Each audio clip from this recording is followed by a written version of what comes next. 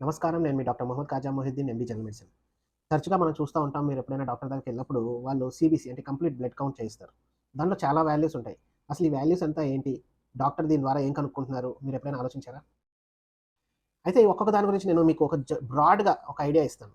జనరల్‌గా WBC count అంటే total WBC count మనకి ఇన్ఫెక్షన్స్‌లో పెరుగుతది. కానీ ఇన్ఫెక్షన్స్ అనేది చాలా రకాలుంటాయి. బ్యాక్టీరియల్ ఉంటాయి, వైరల్ ఉంటాయి. ఇందులో మనం ఏంటి అసలు డిసీజ్ అనేది ఈ డిఫరెన్షియల్ ల్యూకోసైట్ కౌంట్ ద్వారా తెలుసుకుంటాం. ఫస్ట్‌ది చూస్తే మీరు న్యూట్రోఫిల్స్ అని ఉంటది.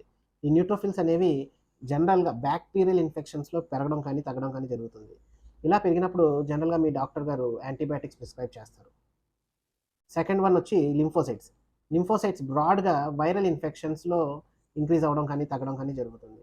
ఇలా ఉన్నప్పుడు లింఫోసైట్సే పెరిగినప్పుడు యాంటీబయాటిక్స్ పెద్దగా పనిచేయవు. మూడోదొచ్చి ఈసినోఫిల్స్. మీకు కానీ అలర్జిక్ కండిషన్స్ డస్ట్ ఎలర్జీ కానీ, హే ఫీవర్ కానీ, ఆస్తమా ఉన్నా గానీ, లేదు ఫైలేరియాసిస్ లాంటిది ఉన్నా గానీ, ఈ ఈసినోఫిల్స్ అనేవి జనరల్‌గా బాడీలో పెరుగుతాయి. లాస్ట్‌లో వచ్చి బేసోఫిల్స్. ఇవి కూడా జనరల్‌గా వైరల్ ఇన్ఫెక్షన్స్‌లోనే ఇంక్రీజ్ అవుతాయి. కాకపోతే మనకి ఎప్పుడైతే బేసోఫిల్స్ ఇంక్రీజ్ అవుద్దో బాడీలో ఇచ్చింగ్ అంటే దురద ఇలాంటి లక్షణాలు మనకి బాగా కనిపిస్తాయి.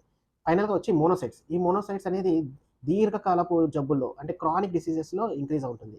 నేనిప్పుడు మీకు చెప్పింది జనరల్‌గా ఒక బ్రాడ్ స్పెక్ట్రమ్‌గా చెప్పాను.